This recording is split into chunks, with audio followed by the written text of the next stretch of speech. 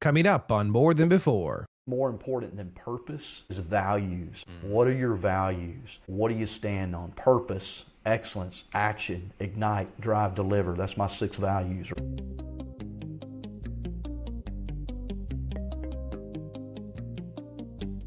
Hey everyone, welcome back. What if the greatest leadership lessons don't come from a classroom or boardrooms? What if it's from a grandmother's belief? The discipline of military service, the everyday moments of being a husband and a father. My guest today has lived out these lessons, tested through challenges, refined by faith, and proven in decades of helping thousands of leaders help to grow their leadership. He's the founder of Harbour Resources, host of the Lead Up podcast, and the author of Quit Losing Talent, the expanded edition. But more importantly than any other title, he's a father, a husband, and a transformational coach with a story that's going to help you and inspire you to become more than before today. Mike Harbour, it's great to have you on the show. It's such an honor, my friend. Great to be here, Nathan. Thanks for the invite. Looking forward to sharing with you and your listeners. You grew up in Malvern, Arkansas, correct? Yeah, a little town. I guess, right around between 9,000, 10,000 people. Small southern town in Arkansas. Malvern, Malvern. You got to have that Malvern. That's right. That's right. So you grew up on a farm. What was early childhood like for you? I know it was as I've heard you describe it, it was a pretty tumultuous time in your life. Yeah, when I say farm, some people would laugh. It was 6 acres, but it was a farm. My dad, and still to this day, he likes to grow his own food. And so we had a huge garden. About an acre of that 6 acres was a garden, and we had all, any kind of animal you can think of. We raised turkeys and ducks and rabbits and chickens and horses and cows and pigs and dogs. We had it all, man. And so basically I was farm labor as a kid growing up, especially during the summer. It was a small little town outside of Malvern, actually. But, the real story is, I grew up in a home where, I often say there's an old saying, those two are like oil and water. My parents were like fire and gasoline, man. They were combustible. It was violent, almost on a daily basis in our home. Lots of physical abuse, mental, emotional abuse in that home. And so that was kind of the family secret, so to speak. It wasn't really a secret because everybody knew it, but it was the secret that everybody tried to keep, for sure. And you were the middle child of 3, correct? But what was it like growing up with 2 sisters on opposite sides of you? Yeah, look, it was kind of a challenge. My older sister, she was 2 years older than me. Found out when she was 12, I was 10, that she was not my dad's daughter. That was kind of a new awakening in our home. We didn't know that until we were older. But my mom decided that my sister needed to know her real dad, even though my dad had adopted her and really been her father. And she was mean. She was tough. She was tougher than me. And then I had a younger sister, 4 years younger. So being in between those two, they were both tough. I always say I was tough, and I did a lot of fighting outside the home, but I got beat up quite a bit at home by my sisters because they were like tag team wrestlers, man. They would take me out. So, but yeah, we kind of rough relationships. I lost my younger sister back in 21. She ended up dying of cancer, but she battled drug abuse, man, for about 10 years before that. So it was, tough life for her as well. But we had some great memories too. Yeah. What were you like as a child? Like what inspired you? What did you inspire to become as a kid? I know that you loved sports. Sports was a huge thing for you, but what was your temperament growing up? Yeah, man, great question. I don't know that I was inspired to do anything but get away from home as soon as I could. I love, obviously I grew up playing baseball. Man, I started playing baseball when I was 9 years old in Little League, and fortunately was a pretty good athlete. Played football through high school. Lucky enough to play baseball through college. So I thrived on the sports field because I was performance based, right? You perform, you get accolades, you do something good, people celebrate you, those kind of things. So learn to do that a lot. That can be a challenge as you get older, certainly. But also, growing up in a very violent, abusive home, you grow up with a lot of anger as well. So, probably carried a lot of anger with me. Not probably, did carry a lot of anger with me throughout my life. Probably till I was in my early 30s, till my son was born. Really, he was born when I was late 30s, almost 31, and that really kind of began to change my life a little bit.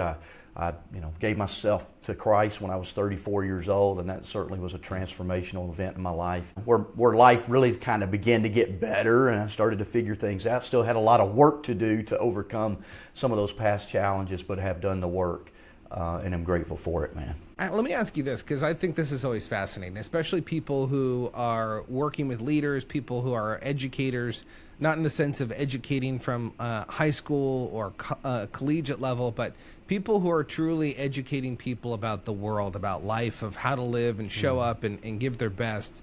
I'm curious, what kind of student were you in school? Were you a straight A student? Were you oh man, I can't believe I passed?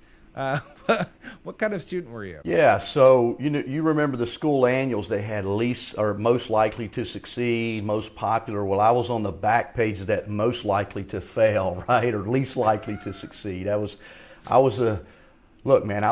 probably had like a 2.01 GPA when I graduated high school. I made an 11 on the ACT the first time I took it. I highly recommended not to go to college, would fail out. But, because I'm driven, I'm goal-oriented, I wanted to play baseball. That's what I did. I went to college and really struggled through college, man. I graduated, thank God, but it took me a while. I actually went to college for 4 years, Nathan, and left without a degree. I joined the Army at 22 after 4 years of college, and no real direction still in my life, not enough. I had enough hours to graduate, but not enough hours to graduate with a degree in any field, because I kind of dabbled my way through school, right, and made some good grades here. When I surrounded myself, here's the interesting thing, when I surrounded myself with people that were better than me, I made better grades. When I surrounded myself with people that were like me or less than average like me, I made bad grades. So there's a saying, we become like the 5 people we surround ourselves like, right? And I didn't really learn that lesson there, but it was interesting. The guys that I hung out with that made great grades on my baseball team, when I was doing that, I studied more and made better grades. But I wanted to have fun, right? I'm a rebellious spirit. I don't like rules. I like to make my own way. Very independent, and part of that's from growing up, right? I kind of raised myself from the time I was 12 when my parents finally split up. So very independent. Maybe that's why I'm self-employed and don't work for anybody else now. I joined the Army for 6 years, by the way. I had to follow a lot of rules there, but probably violated as many of them as I could, or skirted the edge, certainly. And if I'm not mistaken, you at one point you traded your baseball collegiate baseball career for a fraternity, didn't you? Yeah, man. I wanted, like I said, I wanted to have fun. The coach I went to play baseball for, I was lucky, man. I played for a guy named Mike Marshall. He's dead now, but he won the Cy Young Award in the majors. And so I played college baseball for him, and he was fantastic to play for, but he left. And so I decided it was time to get serious about my education. I joined a fraternity at that point, and, that was the beginning of the end, Nathan, certainly. Once I realized I wasn't going to make it to the next level in baseball, I needed to try to get serious about life. But so I was thinking, right, if I join this fraternity, I'll get to know people. But really, man, it was just a big drinking club. I played baseball, but the fraternity I joined was made up mostly of football players, and it was just a big drinking club more than anything. So didn't help me, certainly.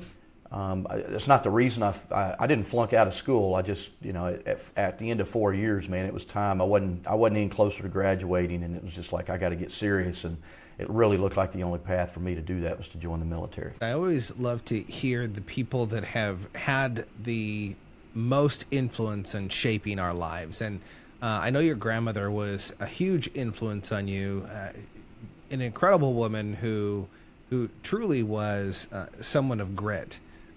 Someone who really did have a perseverance about her.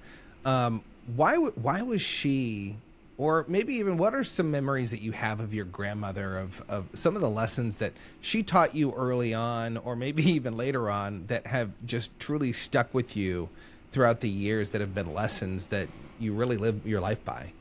She was the first real leader in my life.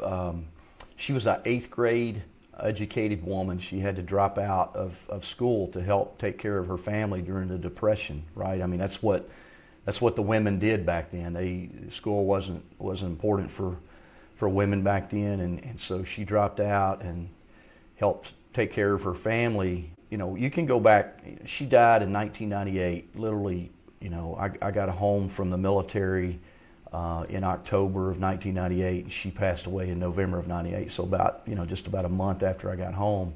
Luckily, I was home. That was great to be there with her, you know, her last day, her last breath. But, you know, you can go back to my hometown today, and people still talk about my grandmother, right? She was self-employed. Everybody knew her. She was the most friendly person. She made people feel better. She was an encourager. She believed in me like no other person ever has believed in me, other than my wife. And you know, she was one that was always encouraging me. She dressed me nice. You know, my parents had no money, but my grandmother, she would try to get me some nice clothes. She wanted me to dress, you know, in a suit and tie. I don't have a suit and tie on today. I wore one last week though, Nathan, but she's a big reason of that, right? She wanted me to look good. She really wanted me to be in the corporate world, which is what I do a lot of today in my leadership development work.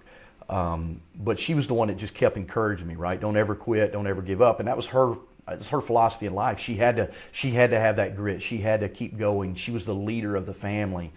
You know, when she passed away, the kind of family grew apart and dispersed a little bit. But she, because of her grit, her toughness, she knew the dysfunction that I grew up in, but she was just always challenging me. I mean, you're going to be something great. You're going to be good. You're going to, you know, she also probably should have been tougher on me, right? She let me get away with a lot of things I shouldn't have gotten away with.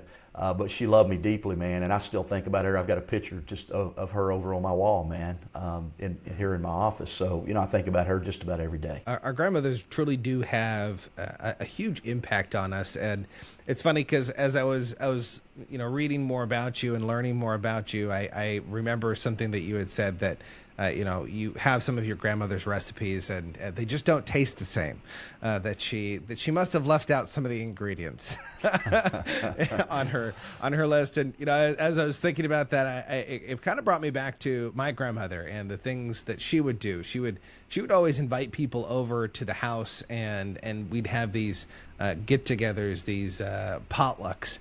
That people would just bring their food, and she was very similar to what your grandmother was, in the fact that she was just the glue. She was the glue that held things together. She just brought people together, and so it's truly incredible what she was in your life. As you were going through high school, got into college, you were kind of on this track here, and then you go into your military career. What was it that drew you into the military? Like, why did you decide to go in to the Army? Yeah, probably like a lot of people, Nathan. I wasn't necessarily joining the military to serve my country. I was really joining the military to get away from a life that was leading nowhere. Right? I kind of thought, man, if I just join the military, I can get away from this. I was drinking way too much, man. I was drinking every day. That was a part of my life. It's the way I grew up. It was, you know, it was just taught from an early age, right, in my home. I had zero direction, goals, ambition at that time. I mean, I wanted more, but I didn't know how to get there because I hadn't been around anybody that really modeled that to me. My dad, I love him. He's just not really goal directed, not ambitious.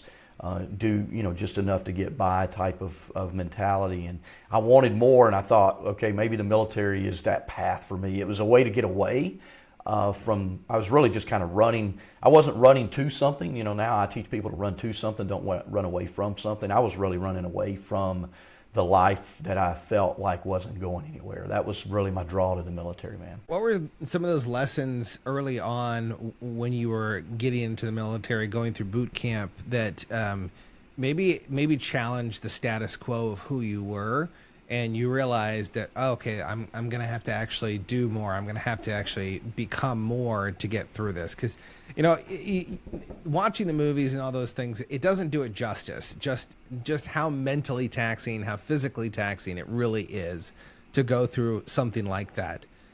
What were some of the lessons that you learned throughout your boot camp time? But then I'm also curious because you actually were deployed, if I remember correctly. What was deployment like for you? What were some of those lessons in deployment that you learned, about leadership and about service? Because I think that's a huge place of servant leadership where you learn to serve others.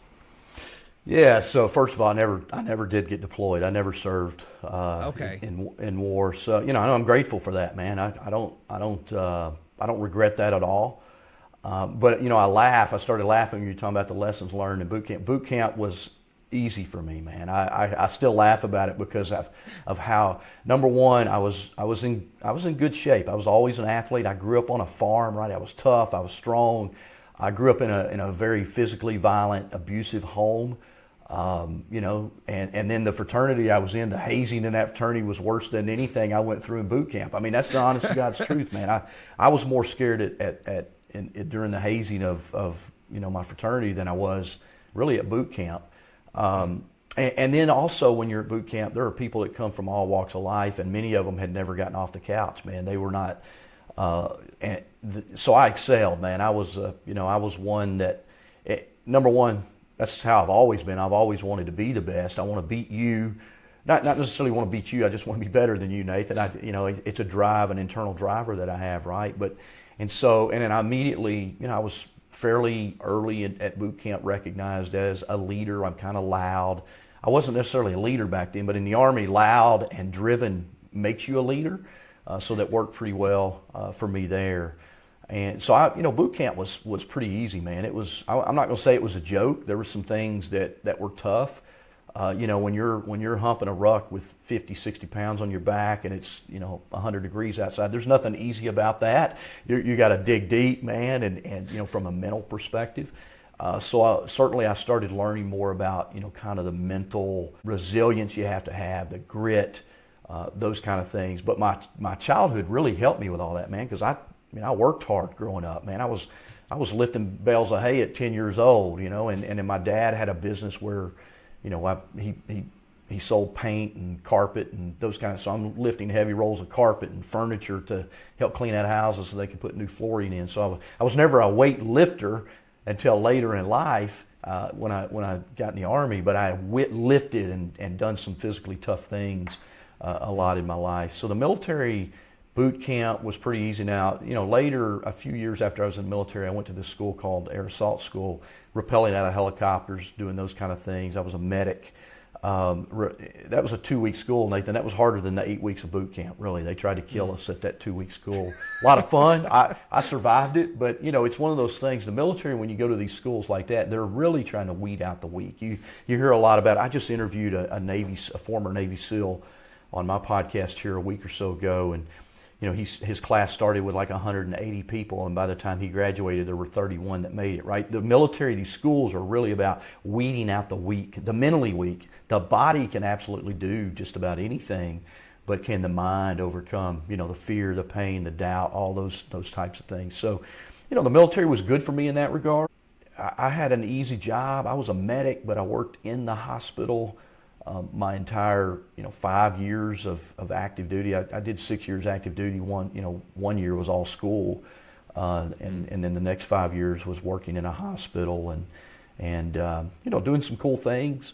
But I had some great leaders that's really, I tell everybody, Nathan, I never read a book. I graduated high school, I went to 4 years of college, never read a book before I joined the Army. And the first book I was given by a leader who said, Mike, this is his words, I kind of remember it like it was yesterday. He said, Mike, you've got a lot of potential, but you got to learn to harness that potential. You've got some blind spots in a lot of areas. And he gave me a book called 7 Habits of Highly Effective People, which is a classic. It was kind of written back then. And that was really the first book I read, and it kind of shot me into this personal growth journey. And then I read my first John Maxwell book when I was 23 years old, Developing the Leader Within You. So that kind of started a journey for me, Nathan, of becoming a learner, learning about self, and in beginning this journey of where I am, some 30 years later, still in this, I still call myself a personal growth junkie. I'm still trying to learn and grow and be a better human first and a better leader second.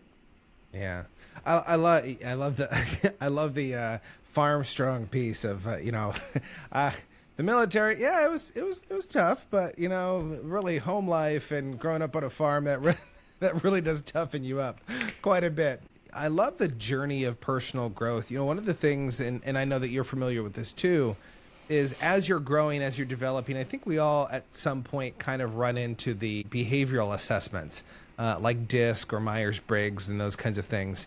And one of the most important things about going through those assessments is not just learning it so you can identify other people. It's also learning it to identify things inside of you. And, there was a mentor of mine in DISC that said, when strengths are pushed to their extremes, they become weaknesses. Mm-hmm. And one of your strengths truly is, I could be loud, I can be outspoken, I can be the domineering person, say, I can grab hands and say, come with me if you want to live.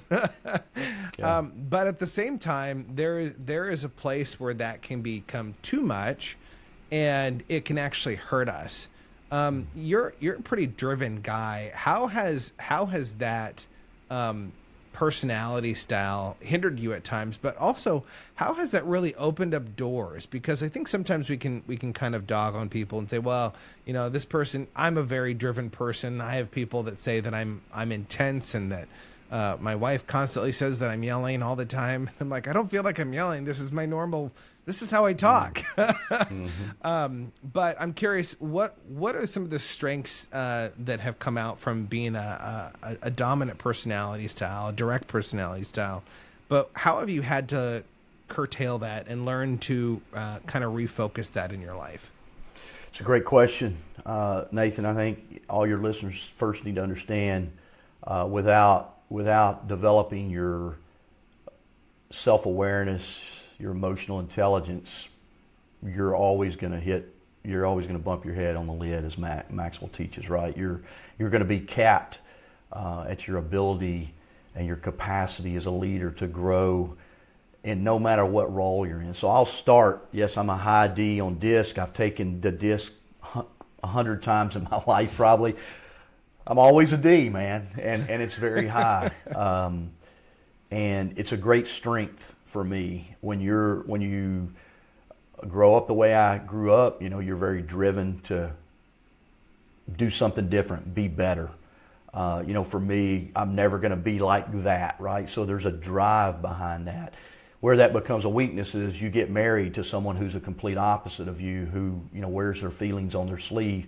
I have no feelings, Nathan. I say that jokingly. Today I do, but early in my life, early in my marriage, I had no feeling. What are you whining about? What are you crying about? I'm just saying we gotta manage the checkbook. We gotta balance. We gotta quit. All of these things, right? Just driving, and it always felt like a directive and an order. So that strength to become better, to make a better life for myself, to make a better life for my wife. It's a great strength because I'm never going to quit. I'm going to fail a lot, and I certainly have. But I'm never going to quit, right? I may cry for 24 hours, but then I'm back up. I'm after it again. Okay, let's quit whining. Let's make something happen. But where it becomes a weakness is, just beating people up verbally, right? I mean, what are you whining about? Toughen up. You need to toughen up. Let's go, man. I'm tired of waiting on you.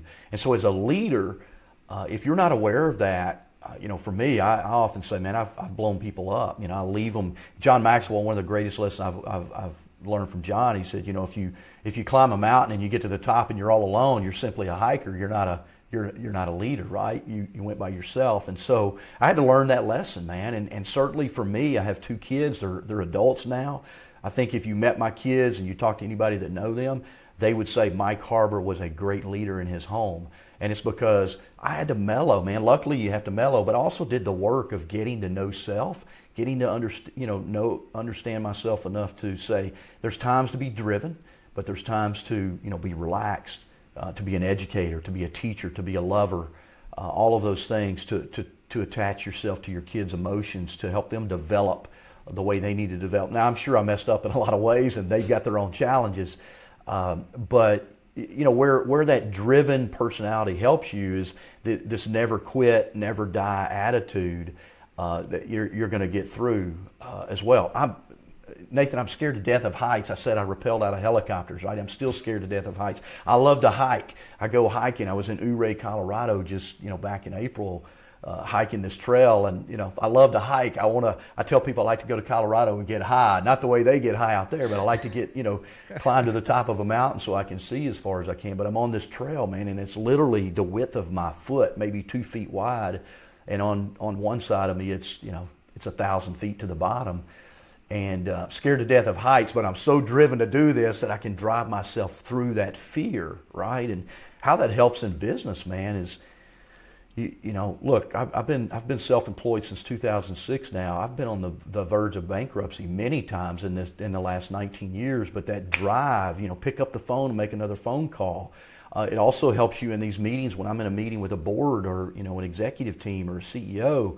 It's my confidence that says, hey man, you've got these challenges. I can help you get through them, right? Because I have that confidence and that drive.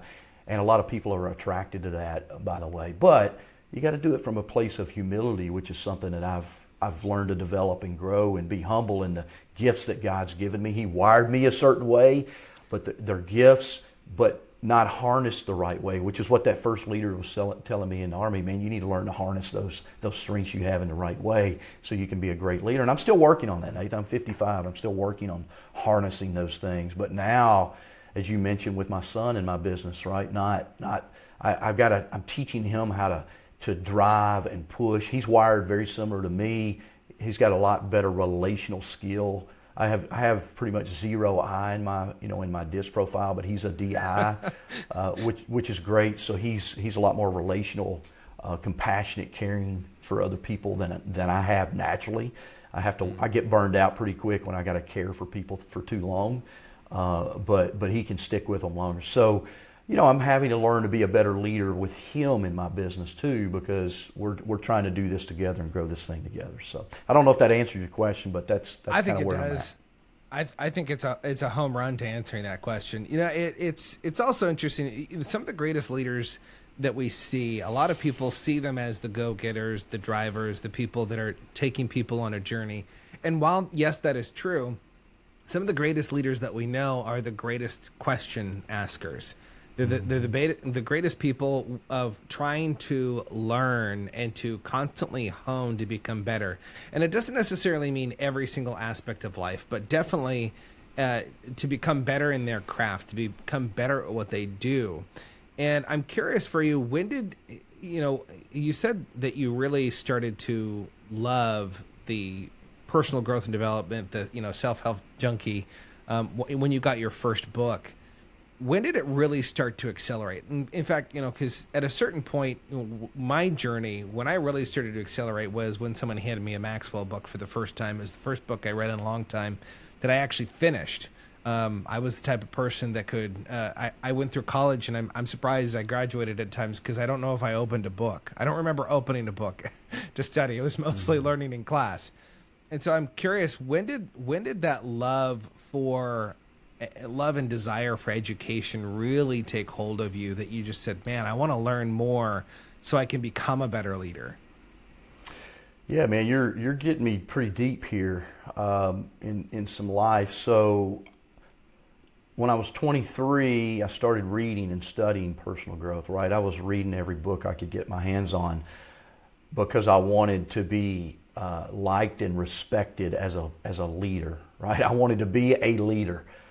But the reality is I was simply reading the books to fill my head with knowledge, and so really I was just doing leadership. There's a difference in being a leader and doing leadership. So I'm a doer, as a D, as a driver, I'm a doer. So really, it wasn't that I really wanted to be a leader, Nathan. I wanted to do leadership. I probably saw leadership more as a position than as a profession like I do today, right? And so I was like, okay, I need to learn this so I can do this to people. I need to learn this so I can do this better. So it's more about doing, right? I was very driven to just learn and do. And then, when I got out of active duty in 1998, And when I got in the Army, I lost, you hear professional athletes talk about this. They lose the brotherhood of the locker room, right? I lost kind of the brotherhood of the military. And I didn't have friends. Like I wasn't really close to anybody that I grew. I had a best friend growing up. He just passed away last year. But he and I grew apart when I joined the Army. And so hadn't really talked to him. I didn't really have any super close friends, not close to my family. So when I came back home to Arkansas, I was looking for a place. And back then we had these things called newspapers, in 1999, Nathan. And so I'm reading the newspaper, and all I actually read back then in the newspaper was the sports page. And there was this ad in the newspaper for men's fraternity. I'm like, yes, a fraternity for men, right? I told you my experience about fraternity later. But, this men's fraternity, I went to check it out. It was at a church. They were meeting at 6 a.m. I had never really been a churchgoer. I tried to run from, church and God as fast as possible. But I got in the circle of men, man. There were 1,000 men showing up at 6 a.m. every Wednesday morning. And there was this preacher up there, teaching. His name's Robert Lewis. Still love Robert today. He started this, part of this whole men's movement, this movement called Men's Fraternity. Still study his stuff. But, even then I wasn't a Christian, right? I was 29. Notice I said I didn't give my life to Christ till I was 34 because I was like, I'm not giving up my freedom, right? I don't want to do that. Like, I don't need all that. But I was still trying to learn. I was trying to learn. But I wasn't trying to be a leader. And then, I'm 34. My son's, 3-4 years old. My daughter's, on the way. My marriage is not really in a great place. I'm in a job that I don't really like. And, here I am, man. I'm reading the books. I'm doing the stuff, but I'm not really where I want to be. If all that makes sense, right? And so, I finally just said, okay, I got to change something. I need to stop just being like the smartest person in the room and start being the guy that lives this stuff out. I gave my life to Christ when I was 34. Things kind of changed for me. Surrendered some of that control. I still have a lot of it, still have a lot of control issues, Nathan, but it was kind of 34. Look, I'm 55, so, 21 years ago, I'm still growing in that. But, it was really, I had to make that transformation from doing, which I'm very good at. You give me something to do, I'm going to get it done. I'm going to get it done fast. I'm going to get it done well. But at the end of the day, leadership's more about our being and who we are and what flows out of us, right? Versus what we can do. And, again, I joined the John Maxwell team in 2011, which is where I really started learning a lot more about just, watching John. I mean, I had read his books, but once you get around John, you really see, okay, he's not just an author that writes these books, he's living these things out. And I was always attracted to this values-based leadership that John taught. I mean, I've read hundreds of books, but I still love just the foundation that John writes from a values base. And, so again, it was really just, I had to make that transition from doing things, and I'm still a very good doer, but, I had to create real purpose in my life. I had to create real solid values in my life and lead from that place, not from, I got to get this done. Okay, how am I going to get it done? How am I going to show up as a leader? How am I going to communicate with others? How am I going to treat others as we move in that direction toward that goal? It's really powerful, and thank you for just sharing that. There's so many people, I think, that we kind of put up the walls, and we like to keep everyone out, and we like to keep everything pristine from the outside, but on the inside, there's always stuff going on. I like to say to my clients and different people, transparent lives are transformed lives. People that can be transparent with other people, not only can they transform their own lives to say, this is where I am, this is where I need to grow, but this is also how I can help other people that have gone through this or that might be in this currently. I'm curious, you and Constance have been married for, over 33 years. And I'm curious, when was the turning point within your marriage to truly become fruitful? Because you guys are truly amazing together today. But there are hard times in marriage. I'm I'm curious, what was the turning point for you in your marriage where you really started to become the man that you really desired to be as a husband? Yeah, you'd probably have to ask her that. I think I'm still, she'd probably say, he's still in it. He's still turning, She'll come in with a newspaper. Yeah. Look, I think, I'm having a change now. We're empty nesters as of May of this year, right? So just a few short months ago, my son got married in March. My daughter moved out in May. So we're having to learn how to, be married in a different way today, because when you have kids, man, it's easy. There's a purpose there. And for me, my purpose, like go make money so we can feed our family, right? And her purpose was take care of our kids. And we did that well together, and we led well together. But it really was our kids. She grew up in some dysfunction as well. And for us, it was really about how can we provide a better, safer foundation for our kids, right? So we built our marriage around that. We certainly got involved in a great church early in our kids' lives, not early in our marriage, but early in our kids' lives, and kind of kept them involved as much as possible in that. And they're still, my son does men's ministry with me today, man. I mean, you want to talk about fruit, dude. I've been involved in men's ministry literally since 1999, as I mentioned. And I'm a teacher in our men's program now. I'm a small group leader in our men's program. And for a few years, I tried to get my son to go, and he would come only when it was my night to speak, but then he would lead. But today, man, he's a small group leader in our men's ministry group at 24 years old, man. You talk about fruit, you never know when they're going to pay off. And he and I have done a little, ministry work together, which is awesome in that regard. But, I would say, really, the answer to your question, Nathan, is when our kids were born is when we really decided, okay, we want to make sure when we launch our kids, whatever age that is, that they're solidly rooted in values and in love.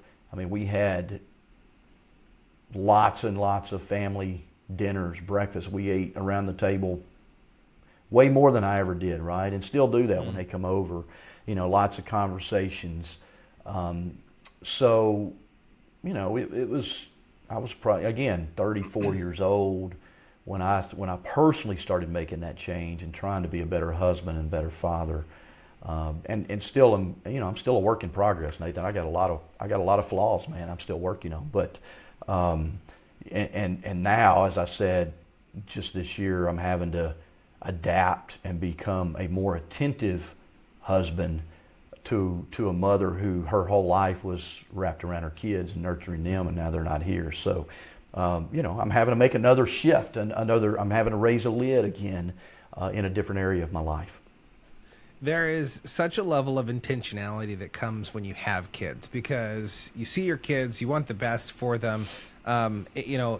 Mentally, we visualize that, maybe at a certain point when we're younger of like, okay, this is how I want to grow my family. I want to change things. But then when you have your kids, it's really different, because when you become highly intentional, you're always looking for the opportunity to mentor. You're always looking for the opportunity to pour into their lives. I think both of your kids truly have grasped some of the greater lessons that you've held on to throughout your life, that you've gained, especially of faith. I'm curious. You've taken both of your kids hunting, but I'm curious about those times of taking your daughter hunting. What were some of the most powerful lessons that you carry from those times of going out with your daughter and going hunting and seeing her for the first time doing something like that? Yeah, well, my daughter's never shot anything, so she never stuck with it long enough to have that experience. She doesn't like bugs or spiders or, it's funny now, Nathan, she hated all of that kind of stuff as a kid, but you know what she's doing now on weekends? She's riding dirt bikes. Like it's driving me nuts, man. I don't like seeing my daughter out there riding dirt bikes, and how she could get hurt. But at the end of the day, I just got to let go of that. But the fun was, man, just getting on that four-wheeler together, going through the woods, teaching her about nature, listening to God in nature, recognizing God's greatness in nature. There's a lot of lessons that can be taught in the outdoors, and if you really look for God's creativeness, His spirit, His goodness, it's all over nature. I mean, if you ever doubt the reality of the Creator, man, just go to the Rocky Mountains in the U.S. And I hiked, my son and I hiked to the bottom of the Grand Canyon back in May of 23, and when you're at the bottom looking up and you got to hike back out, you understand God's great creation. Oh my God, is there an elevator, please? We had to hike back out of that thing with 40 pounds on our back, but. I mean, just nature, man, and being there with my daughter, there's memories, there's things. She never stuck with it long enough to really enjoy it. She didn't like getting up early. I'm a morning riser, so a lot of our hunts were afternoon hunts, and using the bathroom in the woods is not fun for a female. For guys, we love it, man. Yeah, but maybe free. Not really, yeah. But not really, but. So there's those things, but just being able to talk about nature and talk about God's creation and connect some of the things they learn in church to the real life, to real world, and and even today at 20 years old when she has challenges at work, me trying to reconnect those lessons back to her that we've learned along the way. It really is. It really is so key and important for people to reach their kids on a level like that, because I think a lot of parents. At least for me, I'm always constantly trying to figure out how do I teach my kids this? How do I teach them this? And there really is a point where you have to allow them to explore, to make their own decisions, allow them to fail. You talk about faith, and faith is such a huge aspect. And I think there really has been a shift recently in people coming to faith. Of knowing who God is and living out their faith in a different way. And I'm curious, as you look back on life and as you continue to look forward, how has your faith strengthened you, and how has your relationship with God changed over the years? I know that you talked about, I learned about Jesus at this point, but my real walk with Him didn't really happen until later on down the road. What does that look like today in your daily practices and your daily walk? Man, fantastic question. Yeah, I think, look, faith is a huge component of who I am today.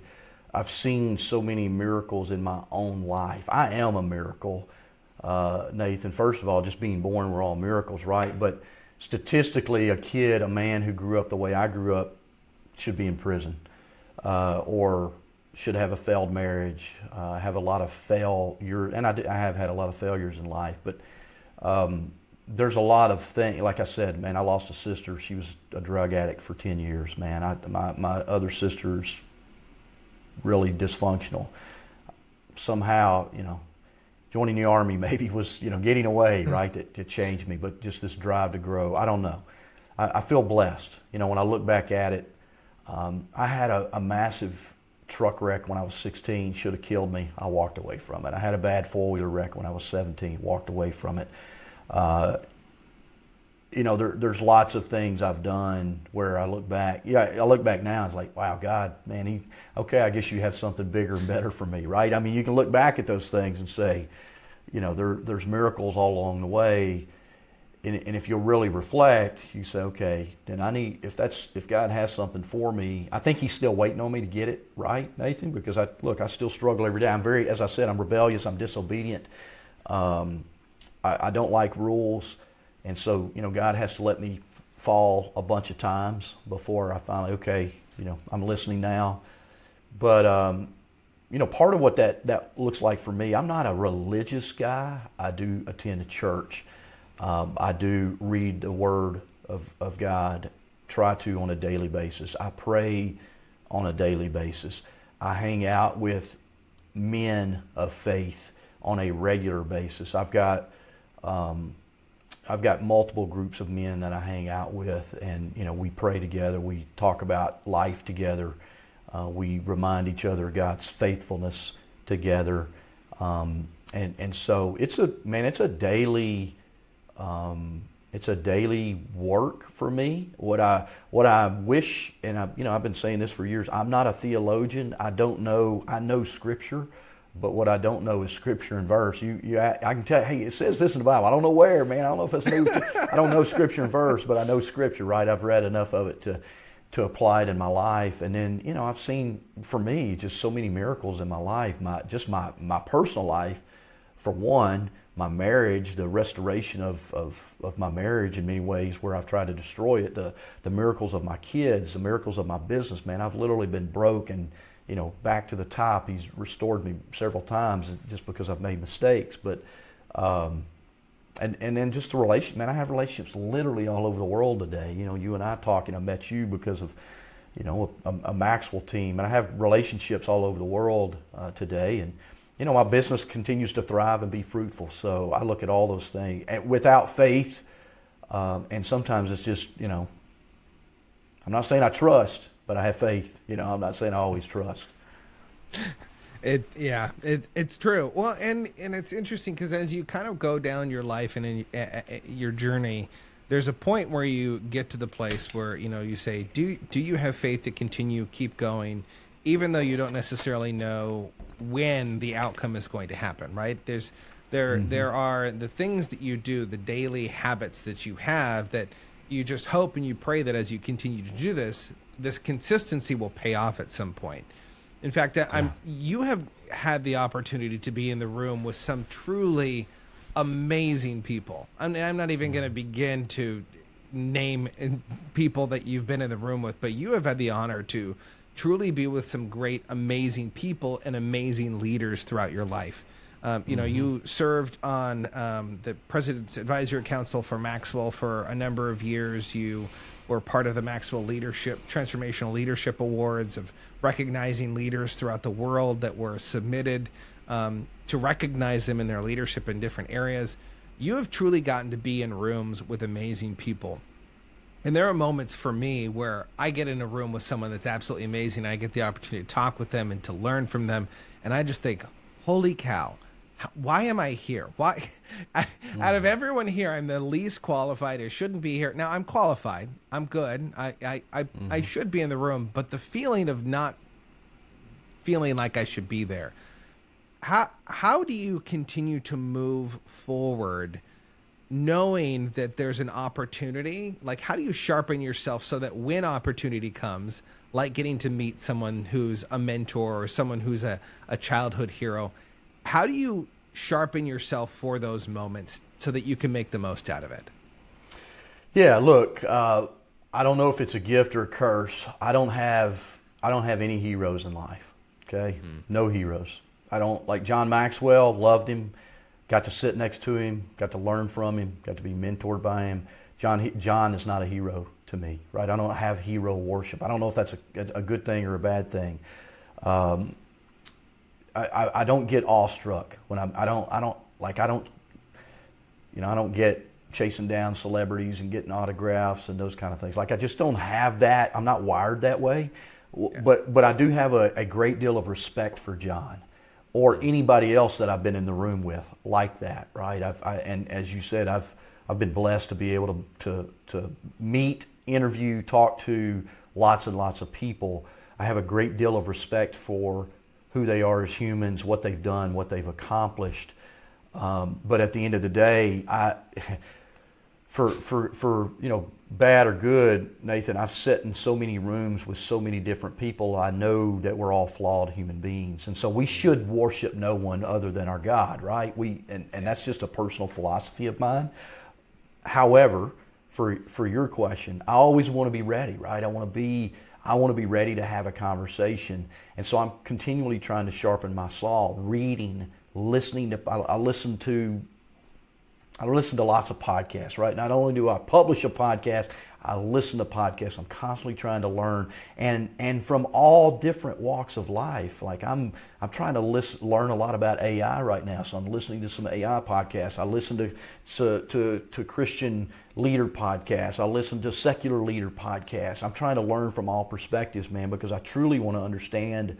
No matter who they are, I want to be able to understand and speak into their lives, or be able to ask questions from different perspectives as well. I think the worst thing we can do, the greatest thing I did was go, as I said, I was running away from something when I joined the military, but I think that's sometimes the greatest thing we can do is get away from our conditioning and learn some new things, right? Learn some new perspectives, and don't be fixed-minded, right? We're going to have to be constantly growth-minded or open-minded, if you will, to try to learn new things. That doesn't mean I have very, very strong convictions and values and beliefs, and you're not going to change them, Nathan. I don't care what your beliefs are.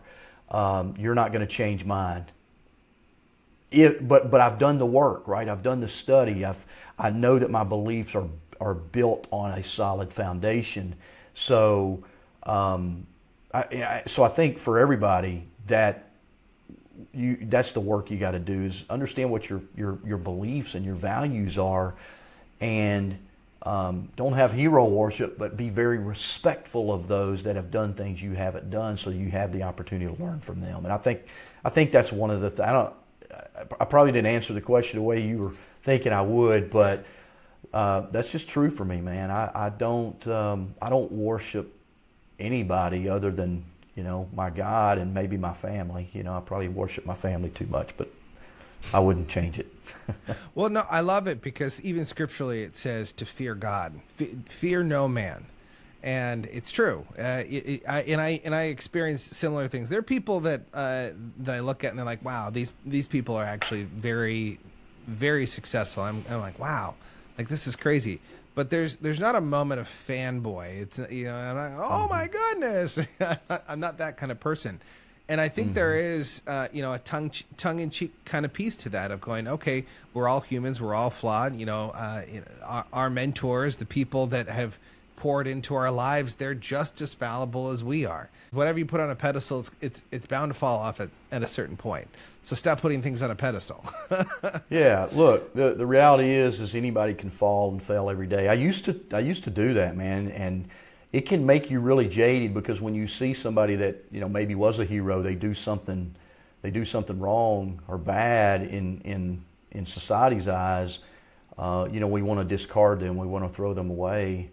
But there's scripture. I don't know what scripture it is, in Matthew somewhere, about taking the log out of your own eye, right? Yeah. Before you point out the splinter in someone else's eye, right? And I have so many failures, mistakes, that if everybody knew it, you wouldn't be talking to me today, Nathan. So I try not to judge another man or woman, but I certainly try not to put them, and I don't want anybody putting me on a pedestal. What I do know, though, as a leader, and the work that I do, the target is extremely big on my back. Like, people are judging me more.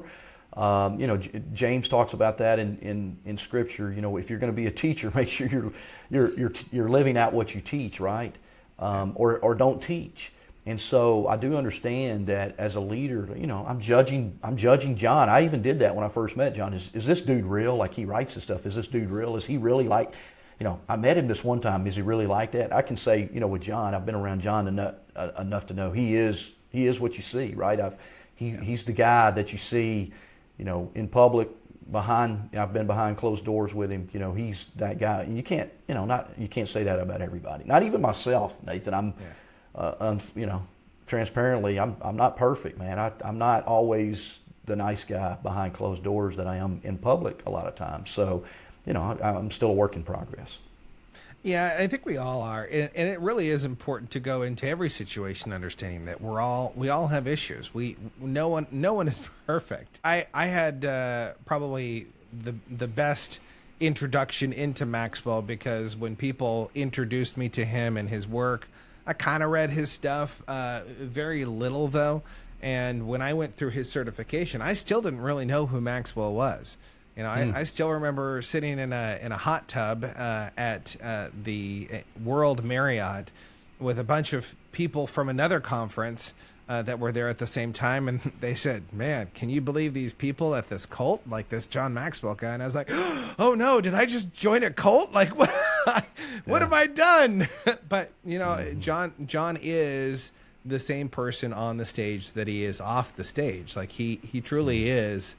He lives a life of alignment, but just like all of us, we all have our shortcomings and our fallings. Mike, I've really enjoyed getting to talk to you learning more about your history, your journey of getting to where you are today. You truly are a successful coach. You're a successful speaker in what you do. You have worked with so many amazing people. And I have one more question here for you.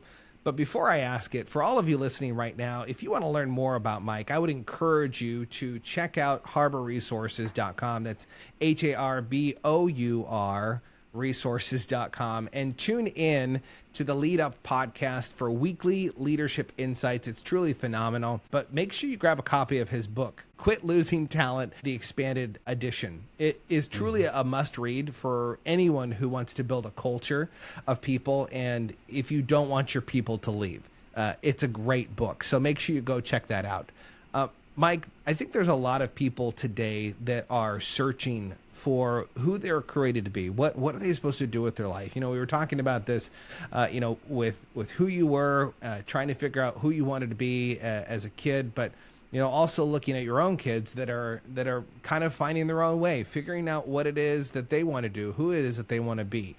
What would you say to the person that is just kind of lost right now? They're trying to figure out, well, what's my next step? What should I do next? How would you encourage them to take that next step to be more of who they were created to be today? Yeah, that's a great question that I think we all have to ponder. And I think, I want to speak to maybe the different age groups that may be listening to your show, Nathan. First of all, if you're young, you don't have to have it all figured out too soon. Look, I was in my 30s before I started pursuing what I do today, right? I was 34 when I started really kind of changing my life. I was 36 when I started my own business. I was 41 when I joined the John Maxwell team. I was 45 before I started really doing what I do today full time. I'm 55 today. So what I would say, to the young people is do some different things. Like try some different things, work in some different jobs, and give them long enough to know whether you love it, whether you're wired to do it. Look for those little, God whispers, I call them, when there's opportunities that kind of fall in your lap as to, is this the direction I go? I'm not one of these guys that likes to tell people to follow your passion. Because look, there are a lot of people that are passionate about video games, but they're not making any money, right? They're not making the world a better place. They're not thriving in life, and then eventually, I'm not saying you can't do that, right? I mean, there are a lot of people that played a lot of video games today that are flying drones around the world, or they're all up in AI technology or whatever. I'm not saying that's a bad thing. I'm just saying do things that challenge you, stretch you to learn some new things. Also, start developing your relational skills. I was a horrible, I often tell people, Nathan, that I left home with zero ability to communicate with others. My parents were like fire and gasoline. They were combustible, explosive all the time. I didn't like people. I had a lot of anger. I wasn't friendly to people. I'm not going to say I wasn't friendly. I just wasn't nice. I think you can be friendly but not nice, right? Because I had all these internal things going on, right? I'm 100% believer that all of leadership, all of life happens between our ears. And so what we're thinking about ourselves, we're often projecting onto other people, right? So you need to go to work on like building your relationship skills, learning to be a better communicator, learning to get along with other people, learning to not only, not be so fixed-minded on your own mindset that you're closed-minded and can't learn some new things. Because I think when you're able to do that, then you can step into these other relationships with people and maybe find your passion. Right, I think that's a path to passion. Is when you get to when you're nice and build relationships with people, you get exposed. Nathan, as you mentioned, kind of a little bit of my track record. I was then able to get exposed to other people to learn some different things. Say, yeah, this is really what I love to do. It's what I want to do, and it is what I am doing today. So that's kind of for the younger people. For those that are maybe in the middle of life. I was 36 when I started my own business. I had very little money, 2 kids, a wife. It's the greatest thing I did. I took the risk, right? And I set a goal. I'm gonna survive. I told my wife we'll either be bankrupt in 6 months, and I'll go get another job, or I'll survive. And here I am 19 years later going on 20, right? If you know what you like to do, you know what you want to do, man, give it your all, jump in with both feet and go get it. And then figure it out. Like, you're not going to know everything. You don't have to know. Like, I'm still figuring things out. I'm reading a new book right now. I'm trying to grow my business. I'm reading a new book about scaling my business. And just the part I read last night, I'm like, oh man, that's like a punch in the gut. Man, I got to do better at that, right? So you're constantly going to be, learn. That's one of the things I used to be so afraid of failure, Nathan, that I wouldn't fail, right? I was a baseball player, and baseball is 70% failure, by the way, if you're really good. Derek Jeter, career 311 baseball, hitter at the plate. That means he failed 69% of the time that he walked up to the plate, right? He's considered one of the greatest baseball players ever. And I was a baseball player, and I hated to strike out. I hated to get out because I felt like a failure. But the reality of life is you got to fail forward. John Maxwell wrote a book about that. Fail forward so that you can learn. Like, what are you good at? And then for the older people, and I say older, maybe people that are my age, the more it's not too late. People. Yeah, I mean, it's not too late, man. It's not too late. Get after it. Serve the world. Serve backwards, right? Mentor somebody. Serve forward. There's a lot of old people that have lost, their purpose in life too, and try to help them. And so I think sometimes, if we're younger, let me just kind of summarize. If you're younger, you got to kind of work yourself into your purpose, Nathan. I don't think not everybody. I mean, like Charlie Kirk, God rest his soul, he kind of knew it, right? He knew it at a young age. Most people aren't like that. You kind of got to work your way into your purpose, and you got to try some different things and learn some different things and be around some different people. I know lots of doctors today. I do most of my work in the healthcare field. They wanted to be a doctor because someone in their family told them they needed to be a doctor, and they hate being a doctor today, right? Yeah. So don't go down the path that others say you should go down either, necessarily. I'm not saying that's a bad thing. I'm just saying be sure that's where you want to go. And I think sometimes if you're younger, work yourself into that purpose. Give yourself, be patient with yourself. Some of the greatest inventors and discoverers and business people started way later in life, 40s, 50s, 60 years old before they really figured it out. And so, but I think more important than purpose, Nathan, is values. Mm-hmm. What are your values? What do you stand on? Purpose, excellence, action, ignite, drive, deliver. That's my 6 values, right? Purpose, excellence, action, ignite, drive, deliver. They all mean something to me, and everything I do, it's got to line up with those values. And if it doesn't line up with those values, then it's not purposeful for me. That's kind of the way I look at it. Man, if you're listening right now, go back, re-listen to what he was just talking about. There is so much value, so much gold in everything that he just said over the last 5 minutes. There is so much for you at every single aspect of life to be able to understand that you don't have to have it all figured out. You don't even have to have it figured out near the end of your life. As long as you're continually able to adjust and recalculate. Now, I always hated that stupid TomTom whenever I get lost in recalculating. But that truly is life. Life is about learning to recalculate and to be able to try something new, to be willing to fail, and to fail over and over until you discover what you were created to do. And I think you're right. A lot of people today are doing things because they were told that they should do it, or maybe they had a skill, but maybe it's not exactly what that really ignites them, that really makes them passionate. Listening to you, Mike, you're so passionate about leadership. You're so passionate about development and learning and showing up as the person that you were created to be. So I really appreciate your willingness to come on the show, to pour into every single person listening, to pour into me. I really do thank you. It's been a transformational episode. For all of you listening, make sure you subscribe and share this episode. Share this episode with someone, because someone right now in your immediate circle needs to hear some of the things that Mike said today on the podcast. So until next time, be more, see more, and experience more than before.